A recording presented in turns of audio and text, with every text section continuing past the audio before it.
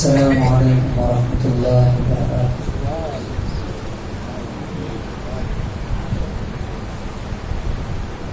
الحمدللہ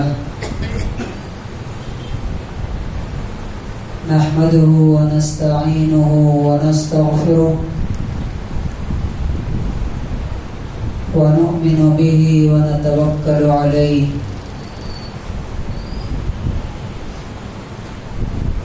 ونعوذ باللہ من شرور انفسنا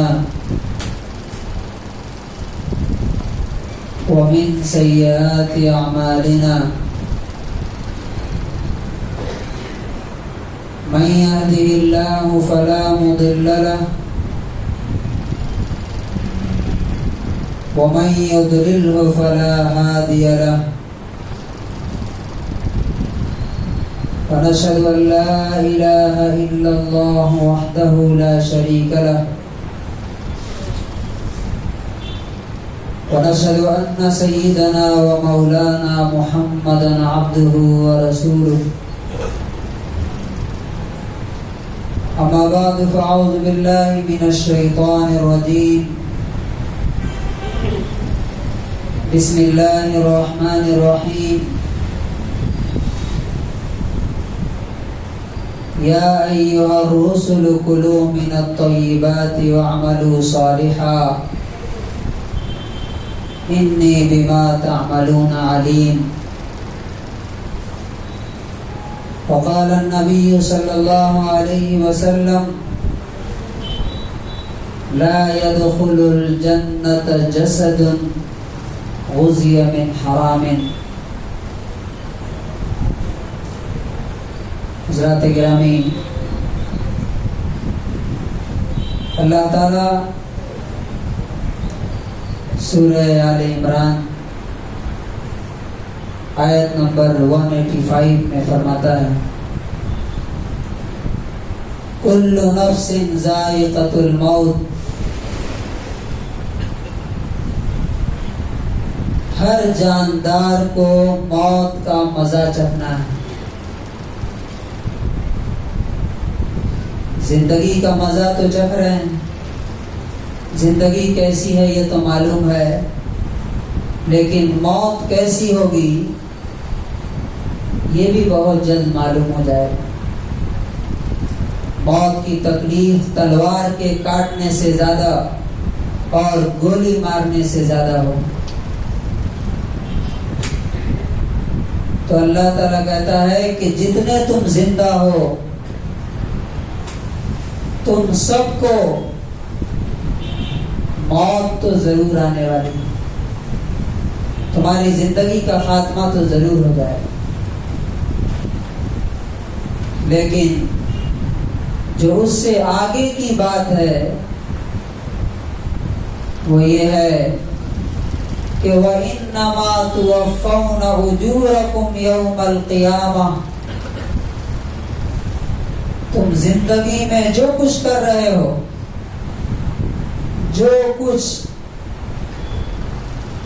جو کام کر رہے ہو، جو بات بول رہے ہو، جو اسٹیپ لے رہے ہو، جو بھی تمہارا ایکشن ہے، ان سب کا پورا پورا بدلہ تم کو صرف اور صرف قیامت کے دن ملے گا۔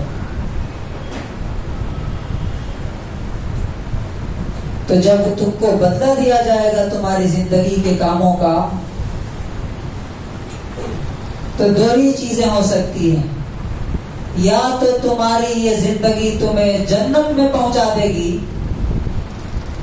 اور یا تمہاری یہ زندگی تم کو جہنم میں لے آ کے جھونک دے گی۔ تو فرمایا کہ فَمَنْ زُحْزِحَ عَنِ النَّارِ، جو آگ سے بچا لیا گیا، وَأُدْخِلَ الْجَنَّةَ، اور جنت میں جسے انٹری مل گئی، داخلہ مل گیا، جنت میں چلا گیا، فَقَدْ فَازَ، وہ اصل میں اس زندگی کا کامیاب آدمی ہے۔ اس دنیا میں اللہ کی نظر میں اس دنیا میں کامیابی نہیں ہے، کامیابی تو اصل آخرت میں ہے۔ دنیا میں جس کو ہم کامیابی سمجھتے ہیں وہ بس سانس کا کھیل ہے، جیسے ہی سانس کا آنا جانا بند ہوا، ساری کی ساری کامیابی وہ تاش کے پتوں کی طرح بکھر گئی۔ اور اسی لیے اللہ تعالیٰ کہتا ہے وَمَا الْحَيَاةُ الدُّنْيَا إِلَّا مَتَاعُ الْغُرُورِ، یہ دنیا کی زندگی تو سوائے دھوکے کے سامان کے اور کچھ بھی نہیں۔ یعنی تم جس پوزیشن میں ہو، اگر اپنے آپ کو کامیاب سمجھتے ہو تو تم دھوکے میں ہو۔ کامیابی نہیں ہے، کامیابی کا دھوکہ ہے۔ ہاں، اصل کامیابی اور ناکامی تم کو آخرت میں قیامت کے دن تم کو سمجھ میں آئے گی۔ حضرات گرامی، لیکن ہمیں ان ساری باتوں کو سننے کے بعد بھی ان کا اثر کیوں نہیں ہوتا؟ تو اس کی ایک بڑی وجہ کیا ہے؟ ہماری جو کمائی ہے، ہمارا جو انکم ہے، ہماری جو رزق ہے، وہ پاک اور صاف نہیں۔ میں نے اکثر لوگوں کو دیکھا ہے، آپ بھی دیکھیے، اکثریت، ہو سکتا ہے کہ کچھ ایکسیپشنز بھی ہوں، جن لوگوں کو نمازوں کا، تلاوت کا، اللہ سے جڑنے کی ان کو توفیق نہیں ملتی ہے، تو آپ دیکھیے گا کہ ان کے باپ دادا نے یا تو حرام کمائی ان کو کھلائی ہے یا خود وہ حرام کمائی کھا رہا ہے۔ یا ایسا بھی ہوتا کہ کماتے تو حلال ہیں لیکن زکوٰۃ نہیں نکالتے صحیح، تو ان کی پوری انکم حرام ہو جاتی ہے، اور اسی وجہ سے ان کو عبادت کی توفیق نہیں ملتی ہے، مسجد آنے کی توفیق نہیں ملتی ہے، نمازوں کی توفیق نہیں ملتی۔ تو آئیے آج ہم جانیں گے، چونکہ یہ بہت ہی کریٹیکل ٹاپک ہے، یہ ہر مسلمان کو یہ جاننا چاہیے کہ ہماری زندگی کی جتنی نیکیاں ہیں وہ سب کی بیس اور سب کی بنیاد اور فاؤنڈیشن رزق کی، کمائی کی، انکم کی پیورٹی ہے۔ اگر ہماری کمائی حلال نہیں ہے، ہمارے سے بہت سے لوگوں کو جانتے ہیں جن کی کمائی تو حلال ہے لیکن زکوٰۃ کی رقم نہیں نکالتے، زکوٰۃ نہیں دیتے، پتہ ہی نہیں چلتا۔ تو اب وہ زکوٰۃ نہ دینے سے وہ جو جتنے حلال مال تھا، ان کے پاس پیسہ تھا، وہ سارا کا سارا حرام ہو گیا۔ اب وہ بچوں کو کھلائیں گے یا خود کھائیں گے تو انہیں کبھی بھی اللہ کی عبادت کی توفیق نہیں ہوتی۔ اس کی وجہ کیا ہے؟ قرآن کی سورہ نمبر 51 آیت نمبر 23 میں اللہ تعالیٰ فرماتا ہے یا ایھا الرسل کلوا من الطیبات، اے رسولو حلال کھاؤ، پاکیزہ کھاؤ، واعملوا صالحا، اور نیک عمل کرو۔ اس آیت پہ آپ غور کیجئے، یہ نہیں کہا کہ تم نیک عمل کرو اور حلال کھاؤ، نہیں۔ اللہ تبارک و تعالیٰ نے کیا فرمایا؟ پہلے حلال کھاؤ، بعد میں نیک عمل کرو۔ اس کی وجہ کیا ہے؟ اس کی تفسیر میں، ایکسپلینیشن میں مفسرین لکھتے ہیں کہ اگر آپ حلال کھاؤ گے تبھی آپ کو نیکی کی عبادت کی توفیق ملے گی۔ اگر آپ حلال کھاؤ گے تبھی آپ کی عبادت، آپ کی نیکی قبول کی جائے گی، اور اگر حرام کھا کر کے مسجد میں آئے اور دن رات سجدے میں پڑے رہے تو وہ سجدہ اٹھا کر کے منہ پہ مار دیا جائے گا۔ کتنی بڑی بات ہے، سوچئے، ایک آدمی پوری زندگی نمازیں پڑھ رہا، روزے رکھ رہا ہے، تسبیحات پڑھ رہا ہے، لیکن انکم صحیح نہیں، غذا اس کی ڈائٹ حرام کی ہے، تو رسول اللہ صلی اللہ علیہ وسلم نے فرمایا کہ اس کی دعا یاد رکھیے اگر کمائی صحیح نہیں ہے تو نہ دعا قبول ہوگی نہ عبادت قبول ہوگی. پہلا سب سے بڑا نقصان، سب سے بڑا لاس. رسول اللہ صلی اللہ علیہ وسلم نے فرمایا، مسلم کی 1015 نمبر حدیث ہے، آپ نے فرمایا ان اللہ طیب. یہ حدیث ذرا غور سے سنیے. ان اللہ طیب، بے شک اللہ تعالی پاک ہے، پاک ہے. لا يقبل الا طیبا، وہ صرف پاک ہی قبول کرے گا، ناپاک قبول نہیں کرے گا. اب سوچئے کہ جس جسم میں حرام اور ناپاک جا رہا ہے، ہم بہت سے لوگوں کو دیکھتے ہیں کہ 10 بار 20 بار ان کو جا کے بولتے ہیں کہ بھائی نماز کو آئیے، نماز کو آئیے. وہ کہتے ہیں کہ آئیں گے لیکن آتے نہیں. بعد میں پتہ چلتا ہے کہ نہیں، ان کی حرام کمائی کی وجہ سے اللہ تعالیٰ ان کو مسجد میں آنے کی توفیق نہیں دیتا. کیوں؟ اللہ پاک ہے نا. ناپاک کوئی، اگر کوئی ناپاک چیز آپ کو دے، گندی چیز، غلیظ چیز آپ کو دے، تو آپ کیا کریں گے؟ نہیں چاہیے بھائی، تمہیں رکھو اس. تو اللہ تعالیٰ خود پاک ہے اور صرف پاک چیزوں کو قبول کرتا ہے. اس کے بعد نبی صلی اللہ علیہ وسلم نے اس کی ایک مثال دی. ثم ذکر الرجل،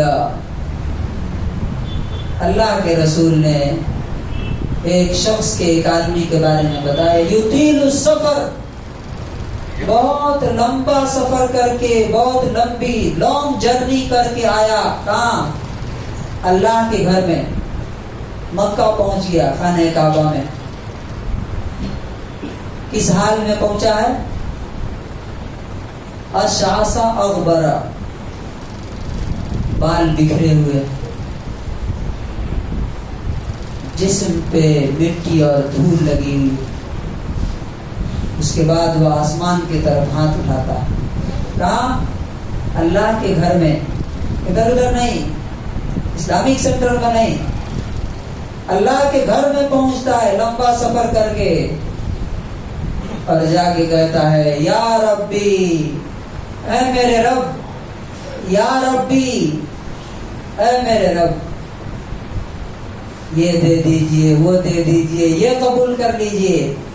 اور رسول اللہ صلی اللہ علیہ وسلم فرماتے ہیں کہ بہت بہت بہت زیادہ غور کرنے کی ضرورت ہے. فرماتے ہیں وَمَطْعَمُهُ حَرَامٌ، وہ جو کھاتا ہے وہ حرام کا ہے. وَمَشْرَبُهُ حَرَامٌ، وہ جو پیتا ہے وہ حرام کا ہے.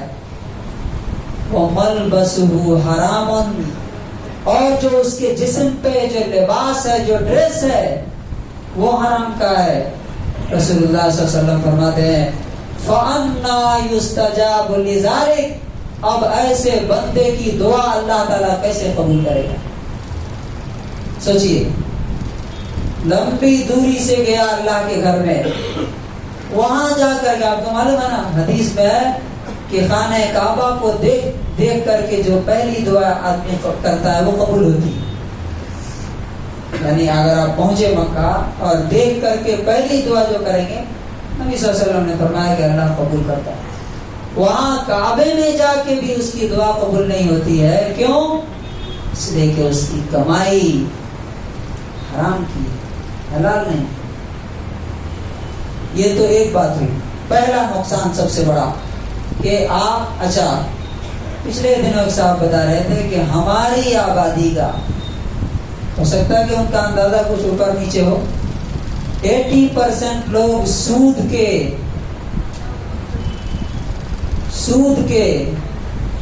حرام کے کاروبار میں ملوث، سود کے حرام کے کاروبار میں ملوث. سوچئے اور سود حرام میں بھی کیٹیگریز ہیں. سود جو ہے ٹاپ لیول کے حرام میں سے ہے. باقی جو دھوکہ دے کے کھا لینا, جھوٹ بول کے لے لینا, کسی کا حصہ, کسی کی پراپرٹی مار لینا, یہ بھی حرام ہے. لیکن یہ ان سے بڑا حرام جو ہے وہ ہے سود ہے. تو رسول اللہ صلی اللہ علیہ وسلم نے دوسرے نمبر پہ کیا فرمایا کہ اگر کمائی حلال کی نہیں ہے, حرام کی ہے, تو ایسا جسم لا يدخل الجنت جسد غزی من حرام, کہ وہ شخص جنت میں نہیں جائے گا جس کا جسم حرام سے پلا ہو, جس کے خون میں حرام کی غذا ہو, جس کے مسلز, جس کے گوشت حرام سے بنے ہو. فرمایا ایسا شخص جنت میں نہیں جائے گا, اس لیے کہ جنت پاک لوگوں کی جگہ ہے, ناپاک لوگوں کی جگہ نہیں. پہلا نقصان کیا ہوا کہ کوئی عبادت قبول نہیں ہو رہی ہے, دعا مانگے گا زندگی بھر مانگتا رہے قبول نہیں ہوگی. اور دوسرا نقصان آخرت میں پہنچنے کے بعد جنت میں انٹری نہیں. اور تیسری چیز کہ قیامت کے دن جو کما کے حرام طریقے سے جمع کر کے مرا, جو کھایا, جو کھلایا, جو صدقہ دیا, جو مسجد بنوائی, جو حج کیا, یہ سارے کی سارے پیسوں کا حساب اللہ کے دربار میں کھڑے ہو کے اسے دینا پڑے گا. اور یہ سارے صدقہ, یہ حج, یہ خیرات, یہ زکوٰۃ, یہ ساری کی ساری چیزیں نیکی بڑھانے کے بجائے اس کے گناہ میں, اس کے جرائم میں اور اضافہ کریں گی. اور رسول اللہ صلی اللہ علیہ وسلم نے فرمایا, ترمذی کی حدیث ہے, لا تزول قدم عبد, تمہارے پیر ہلیں گے نہیں, تم اپنی جگہ سے ہل نہیں سکتے جب تک کہ 4 سوالوں کے جواب نہ دے دو. ان میں سے 2 سوال صرف مال کے بارے میں, پیسہ, منی, کہاں سے کمایا, جھوٹ بول کے کمایا, دھوکہ دے کے کمایا, کسی کا حق مار کے کمایا, سود لے کے کمایا, یا جائز اور حلال تجارت سے کمایا. تو یہ 2 سوالوں کے جواب جب تک نہیں دے گا تب تک وہ جہاں کھڑا تھا وہیں 50,000 سال کے دن اس کو کھڑا رہنا پڑے. اور تیسری چیز, جو کوئی اگر ایمان رکھتا ہو ان حدیثوں پر تو سوچ بھی نہیں سکتا حرام کے بارے میں. سوچئے, پوری زندگی عبادت کر کے آخرت میں گیا اور اللہ تعالیٰ نے کہا کہ نہیں, تمہاری نہ کوئی نماز قبول ہے, نہ تمہارا روزہ قبول ہے, چونکہ حرام سے افطاری کرتا تھا, حرام سے سحری کرتا تھا, اور تمہاری کوئی نفل, تمہارا کوئی صدقہ, تمہارا کوئی خیرات کوئی بھی قبول نہیں, سب ریجیکٹ. سوچئے کیا دوبارہ دنیا میں اسے آنے کا موقع دیا جائے گا کہ پھر نیکی کر کے آ جائے؟ تو حرام سے بچنا کتنا ضروری ہے. اور یہی وجہ ہے کہ رسول اللہ صلی اللہ علیہ وسلم اور صحابہ کرام حرام سے بہت زیادہ دور رہتے ہیں. رسول اللہ صلی اللہ علیہ وسلم نے فرمایا, غور کیجئے کہ میں گھر میں آتا ہوں, وَعَلَى فِرَاشِي تَمْرَةٌ, میرے بستر پہ کھجور پڑی ہوتی ہے, اور ثم آخذها, میں اسے لیتا ہوں, ارفعها, اسے اٹھاتا ہوں, لِآكُلَهَا, تاکہ اسے کھا لوں. پھر مجھے ڈر لگتا ہے ان تکون صدقہ, کہیں یہ صدقہ کی کھجور نہ ہو, تو میں اسے رکھ دیتا. یقین نہیں ہے, شک ہے, خالی ڈاؤٹ ہے. اور یہاں ہمارا حال کیا ہے؟ معلوم ہے کہ یہ حرام ہے, یقین ہے کہ یہ حرام ہے, پھر بھی ہم کھا رہے ہیں. دوسرا واقعہ, حضرت ابو بکر صدیق جو سارے نبیوں کے بعد سب سے بہتر انسان ہے. دیکھیے کہ انہوں نے کیسا اللہ تعالیٰ کو خوش کرنے کی کوشش کی. ایک بار ان کا غلام کوئی چیز لے کے آیا, کھانے کے لیے دیا, انہوں نے کھا لیا. پھر اس نے پوچھا کہ آپ کو معلوم ہے کہ یہ کہاں سے لایا ہوں؟ کہا کہ نہیں. کہا کہ اسلام لانے سے پہلے میرا ایک دوست تھا, وہ آیا تھا مجھ سے آگے کی بات پوچھنے, جیسے جاتے ہیں نا پنڈت وغیرہ کے پاس پوچھنے کے لیے, ہماری شادی کہاں ہوگی, بھویش میرے فیوچر میں کیا ہوگا, تو اس کو کہانت بولتے ہیں عربی میں. تو کہا کہ میں نے اس کو فیوچر کی بات بتائی تھی, اتفاق سے وہ ہو گئی, تو وہ آج لا کر کے کچھ تحفہ ہدیہ مجھے دے کے گیا, وہی میں آپ کو لا کے کھلایا. انہوں نے کیا کیا؟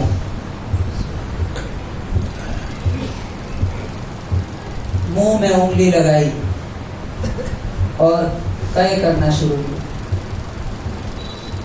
جب تک کہ یقین نہیں ہوا کہ جو میں نے کھایا ہے اس کا ایک ایک دانہ میرے پیٹ سے نکل گیا ہے, تب تک وہ طے کرتے. میرے بھائیوں, صحابہ نے جس حرام کو طے کر دیا, آج اس کو چاٹ رہا ہے مسلمان, اسے کھا رہا ہے, نعوذ باللہ. اور یہی وجہ ہے کہ وہ عزت کے ساتھ دنیا میں رہے, اور آج ہم جو ہے ذلیل ہو رہے ہیں. اس کی وجوہات میں سے ایک یہ بھی وجہ ہے کہ حلال و حرام کی تمیز ختم ہو گئی ہمارے درمیان. اور رسول اللہ صلی اللہ علیہ وسلم نے اس کے بارے میں بتایا تھا. بخاری کی 2083 نمبر حدیث ہے, 2083. آپ نے فرمایا لَيَأْتِيَنَّ عَلَى النَّاسِ زَمَانٌ, ایک زمانہ تم پر, لوگوں پر ضرور آئے گا, لَا يُبَالِ الْمَرْءُ بِمَا أَخَذَ الْمَالِ, کہ ایک مسلمان کو, ایک اسلام کے ماننے والے کو اس کی کوئی پرواہ نہیں ہوگی کہ امن الحلال ام من الحرام, کہ وہ حلال سے کمائی حاصل کر رہا ہے یا حرام سے کمائی حاصل کر رہا ہے, اس کا انکم سورس حلال ہے یا حرام ہے. میرے بھائیوں, یہ قرآن اور یہ حدیث ہمیں کیا سکھاتے, ہمیں کیا تعلیم دیتے؟ ہمیں یہ تعلیم دیتے ہیں کہ پہلی چیز جس پہ تمہیں فوکس کرنا چاہیے, جس پر دھیان دینا چاہیے, وہ تمہاری انکم ہے, تمہاری کمائی ہے. اس لیے کہ یہ تمہاری عبادتوں کی, تمہاری آخرت کی زندگی کی بیس ہے, بنیاد ہے. اگر یہ کمزور ہو گئی, اگر یہ حرام ہو گئی, تو تمہاری نہ کوئی عبادت قبول ہوگی, نہ کوئی تمہاری تسبیح اور نماز قبول ہوگی, نہ روزہ, نہ حج قبول ہوگا. چاہے تم ہر سال جا کے حج کرو, ہر سال عمرے کرو, سال میں 10 بار جا کے کرو, چاہے مسجدیں بنا دو پورے شہر میں, تمہارا کوئی عمل اللہ تعالیٰ کے یہاں قبول نہیں ہوگا. اور تم جو دعا مانگو گے اللہ تعالیٰ اسے قبول نہیں کرے. آج دیکھیے ہمارے یہاں گھنٹوں گھنٹوں دعا ہوتی ہے, ہر مسجد میں ہو رہی ہے, ہر نماز کے بعد ہو رہی ہے, لیکن امت کا حال 1% چینج ہو رہا ہے کیا, یا اور گہرا اور خراب ہوتا جا رہا ہے؟ اس کی وجہ یہی ہے کہ رسول اللہ صلی اللہ علیہ وسلم کی حدیث کے مطابق ہم نے اپنے کھانے پینے کو, اپنے روزی کو, اپنے انکم کو حلال و حرام کی تمیز سے اٹھا کے پھینک دیا. تو اللہ تبارک و تعالیٰ سے توبہ کرنی چاہیے, اور ہم میں سے ہر شخص کو دیکھنا چاہیے کہ میری کمائی کا کوئی حصہ حرام کا تو نہیں. اگر ہے تو آج ہی جا کر کے اسے نکال کے پھینکے, جس کا ہے اس کے حوالے کرے اور اللہ تعالیٰ سے توبہ کرے اور معافی مانگے. نہیں تو یہ جمعہ, یہ قرآن, یہ نماز, یہ سب کی سب چیزیں آخرت میں اللہ تعالیٰ منہ پہ مار کے بولے گا کہ تمہاری کمائی چونکہ حرام تھی, اس لیے کوئی بھی عبادت تمہاری ہمارے یہاں قبول نہیں. اللہ تبارک و تعالیٰ سے دعا ہے پروردگار عالم ہم سب کو اپنی کمائی کے بارے میں خاص طور سے دھیان دینے اور اپنے رزق کو حلال طریقے سے حاصل کرنے کی توفیق نصیب فرمائے. بارک اللہ لنا ولکم فی القرآن العظیم.